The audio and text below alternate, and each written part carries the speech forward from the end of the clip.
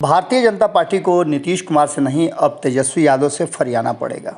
ये बातें हम 2020 के चुनाव के बाद से ही कह रहे हैं कि भारतीय जनता पार्टी भी चाहती है कि हमारे बीच से नीतीश कुमार बाहर निकल जाएं।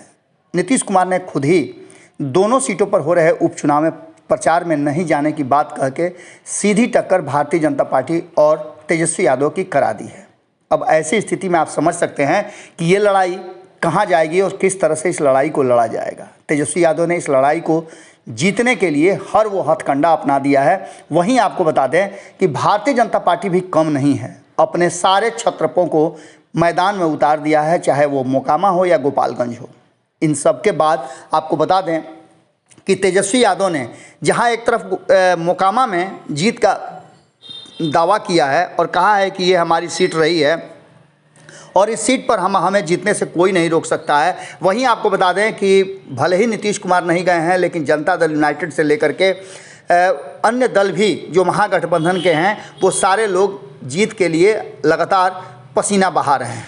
इन सब के बीच में आपको बता दें कि सबसे बड़ी जो जंग है वो गोपालगंज में होने वाली है, क्योंकि गोपालगंज जहां एक तरफ तेजस्वी यादव और लालू प्रसाद का पैतृक जिला है, वहीं आपको बता दें कि हाल फिलहाल में चुनाव की घोषणा से ठीक पहले तेजस्वी यादव ने गोपालगंज को बड़ी सौगात दी है।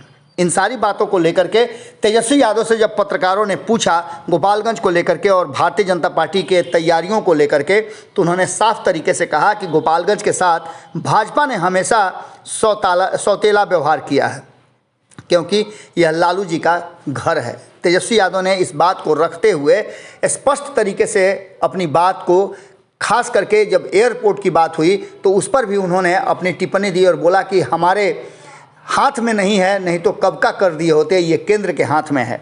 इन सारी बातों को लेकर के आपको बता दें कि गोपालगंज में लगातार तेजस्वी यादव का कहना है कि कई चुनाव से 2005 से ही लगातार यहाँ भारतीय जनता पार्टी का कब्जा रहा है, लेकिन उसके बावजूद भी क्षेत्र को पूरी तरह से कहा जाए तो अकेला छोड़ दिया गया है और भाजपा द्वारा क्षेत्र की इस तरह से जो कहा जा रहा है कि निरीह छोड़ दिया गया है, उसका हिसाब किताब गोपालगंज की जनता इस बार जरूर लेगी।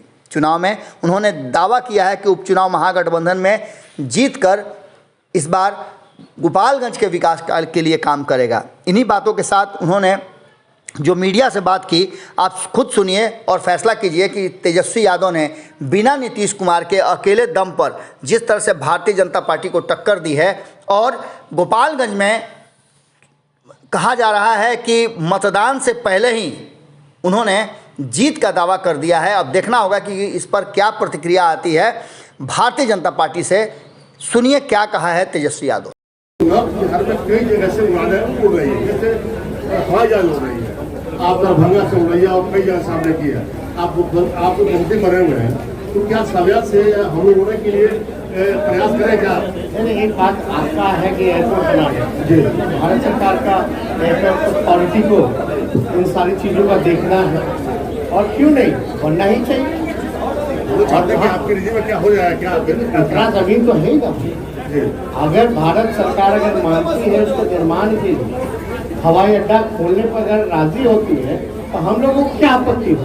हम लोगों को तो खुशी की बात है कि भाई गोपालगंज में जो है एयरपोर्ट बने, लेकिन एक काम तो भारत सरकार को करना। आप बताओ, भाजपा इतने साल से सरकार में थी, केंद्र में 8 साल से सरकार में है, क्या किया इस क्षेत्र के लिए?